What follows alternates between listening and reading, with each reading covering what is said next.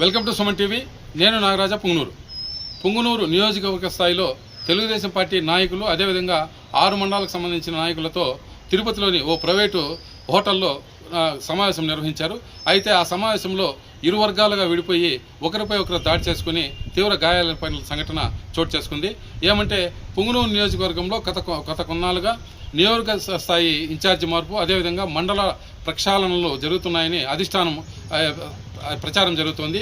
ఈ ప్రచారంలో భాగంగా ఈరోజు సోమవారం తిరుపతిలోని ఓ హోటల్లో ఈ యొక్క పుంగునూరు నియోజకవర్గ స్థాయిలోని నాయకులందరినీ అక్కడికి వచ్చి సమావేశం ఏర్పాటు చేశారు.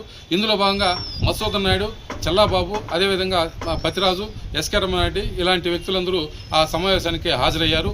కాగా అక్కడ ఏం జరిగిందో కానీ 2 వర్గాలుగా విడిపోయి అక్కడ ఉన్నటువంటి రాష్ట్ర ఎస్సీసెల్ కార్యదర్శి అయినటువంటి ముల్లంగి వెంకటరమణపై కృప డైరెక్టర్ అయినటువంటి ఉయ్యాల రమణ అనుచరులు అతనిపై దాడి చేసినట్లుగా అక్కడ తెలుస్తోంది.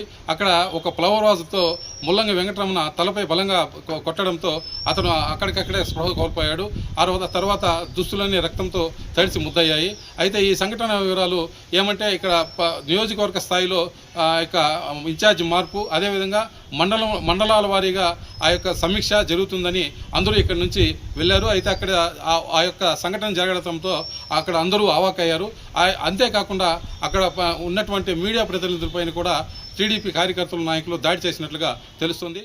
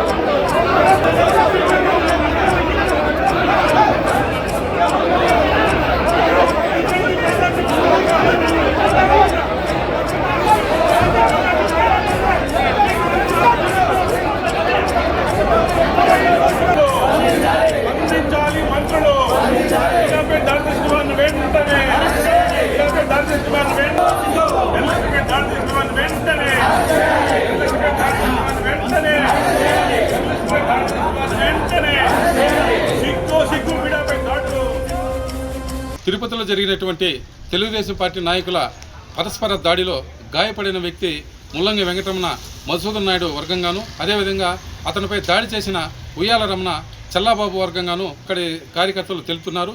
ఈ పరస్పర దాడి జరిగిన తర్వాత అధిష్టానం ఏ మేరకు నిర్ణయం తీసుకుంటుందో వేచి చూడాల్సి ఉందని అక్కడి స్థానికులు అదేవిధంగా ఈ పుంగునూరు నియోజకవర్గ సంబంధించినటువంటి నాయకులు వేచి చూస్తున్నారు.